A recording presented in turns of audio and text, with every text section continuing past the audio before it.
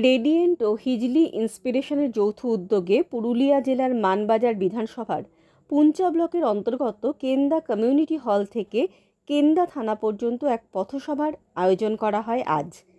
কেন্দা থানাতে বৃক্ষরোপণ করে এই অনুষ্ঠানের সমাপ্তি ঘোষণা করা হয়। এই পথসভার মাধ্যমে স্থানীয় লোকজনকে পরিবেশ সম্পর্কে সচেতন করা হয়, বেশি করে গাছ লাগানোর জন্য আহ্বান জানানো হয়। এই অনুষ্ঠানে উপস্থিত ছিলেন পুঞ্চা ব্লকের জয়েন্ট বিডিও স্বপন কুমার দাস, কেন্দা থানার ওসি দীপঙ্কর বিশ্বাস, পুঞ্চা পঞ্চায়েত সমিতির সভাপতি অনিল বরণ সহিস, পানিপাথর পঞ্চায়েত প্রধান মানস মাহাতো, রেডিয়েন্ট টিম লিডার বিনয় রঞ্জন সরস্বতী, জনস্বাস্থ্য কারিগরি দপ্তরের কুশল পাল, আশা আইসিডিএস, বালকডি কেবিএম হাই স্কুলের ছাত্রছাত্রী,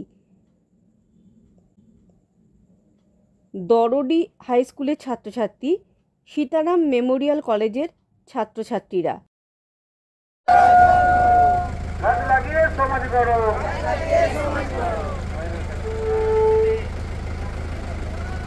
সকল কাজে 12 মাস, বর্ষাকালে লাগাই গাছ,